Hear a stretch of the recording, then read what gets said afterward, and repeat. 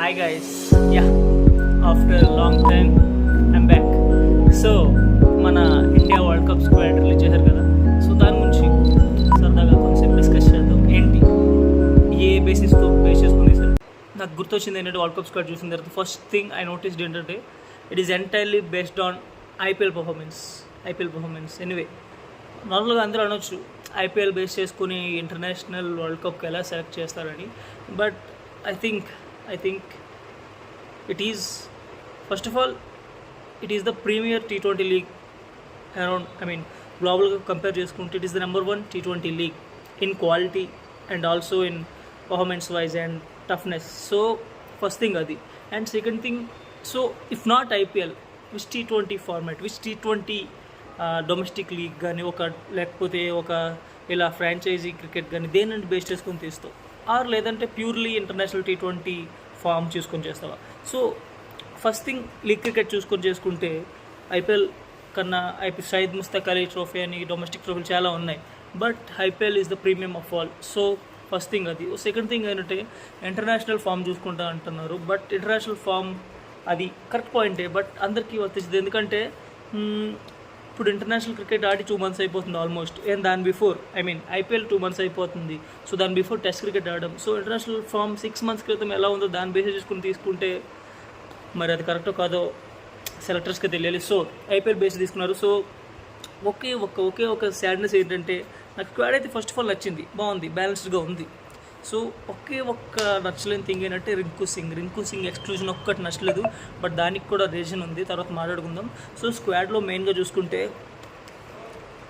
ఒక 6 batters including 2 wicket keepers, 6 batters and 4 all-rounders, Jadeja, Axar, Hardik and Shivam Dube. Remember, చెన్నైలో bowling వేడు కదా అని అనుకోవచ్చు, బట్ ఇండియన్ టీంలో ఈ స్క్వాడ్ కన్సిస్టెన్స్ చూసుకుంటే శివం దుబే కన్ఫర్మ్గా బౌలింగ్ వేయాలి. సో 4 all-rounders ఉన్నారు, 6 batters ఉన్నారు, 10 and 5 bowlers. Jadeja, Kuldeep, Chahal, 2 leg spinners and 3 quick bowlers, Harshdeep, Siraj and Bumrah. So squad composition చూస్తుంటే మెయిన్ ప్లేయింగ్ లెవెన్లో I think only 2 main fast bowlers ఉండేలా ఉన్నారు. 1 ఎనీవే మీకు తెలిసిందే కదా, Bumrah, and 1 between Harshdeep and Siraj. So ఇప్పుడు మనకి చాలా క్రూషియల్గా ఏం మారబోతుందంటే హార్దిక్స్ బౌలింగ్.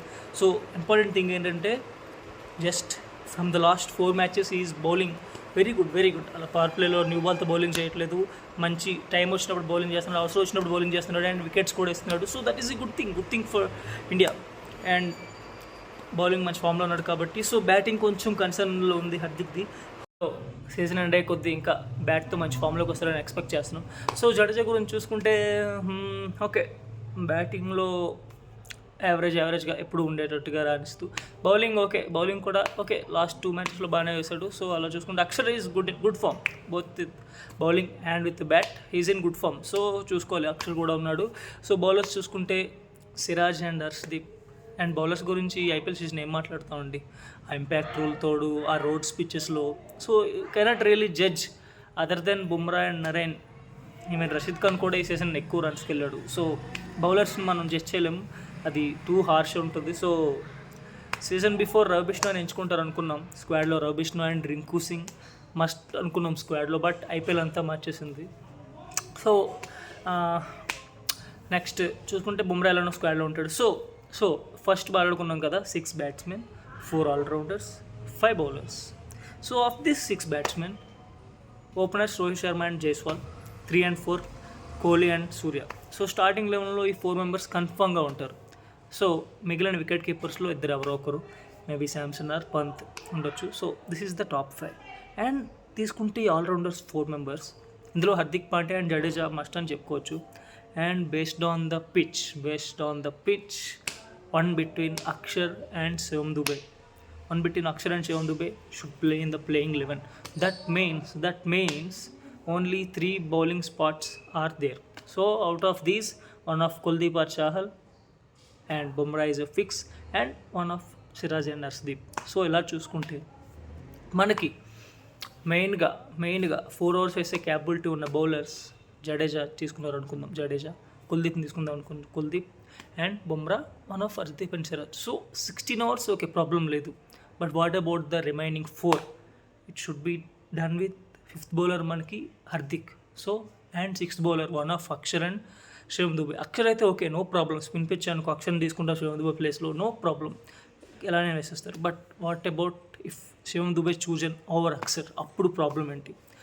హార్దిక్ పర్ఫామ్ చేయాలి, ఎలా అయినా సీజన్ మొత్తం పర్ఫామ్ చేయాలి, ఒక 4 hours బౌలర్లో మారిపోవాలి, తన బాడీని అలా మలుచుకోవాలి.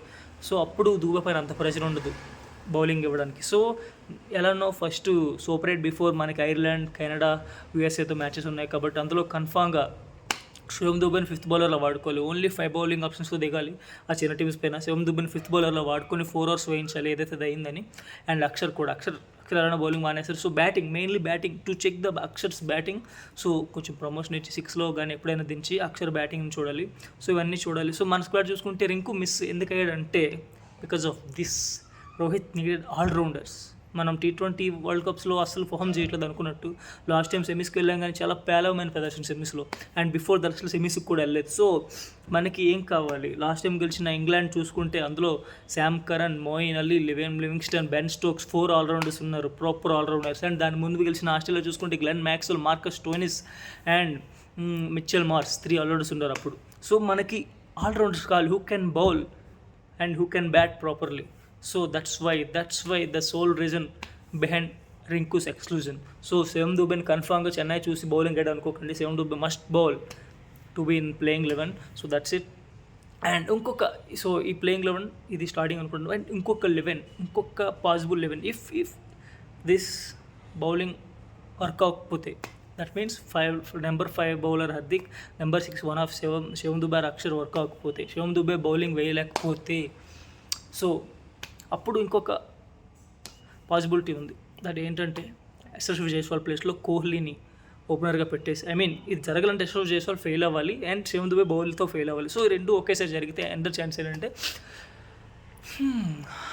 కోహ్లీ, రోహిత్ ఓపెనింగ్ దిగేసి సూర్య 1 downకి వెళ్ళిపోయి నెంబర్ 4లో శివం దుబేని ఆడించుకోండి. అండ్ 5 వన్ ఆఫ్ శాంసనర్, Pant and 6 Hardik, 7 Jadeja, 8 Axar, 9, 10 Kuldeep, Bumrah and 1 of Sharad and Harshdeep. So this means ఏంటంటే మనకి 7 బౌలింగ్ ఆప్షన్స్ ఉన్నాయనుకోవచ్చు, 7 బౌలింగ్ రిసోర్సెస్ ఉన్నట్టు. So that means Shivam Dube పైన అంత ప్రెజర్ ఉండదు 6 బౌలర్లకు కూడా. So Shivam Dube became 7th bowler అవుతారు. అప్పుడు మనకి 3 స్పిన్ ఆప్షన్స్ ఉంటాయి, 4 ఫాస్ట్ బౌలింగ్ ఆప్షన్స్ ఉంటాయి. So this is one of possibilities అయితే. సో దట్స్ ఇట్ అండి. స్క్వాడ్ అయితే బాగానే ఉంది, బట్ మన స్క్వాడ్కి 4 స్పిన్నర్స్ ఇచ్చారు కాబట్టి, 4th పేసర్ లేడు కాబట్టి, సో టీమిండియా రోహిత్ శర్మ కూడా చెప్పాడు, నేనే 4 స్పిన్నర్స్ కావాలనుకున్నా, నేనే 4 ఫాస్ట్ బౌలర్స్ వద్దనుకున్నా. So it's entirely on Rohit's mind set. So it's entirely on Rohit's judgement.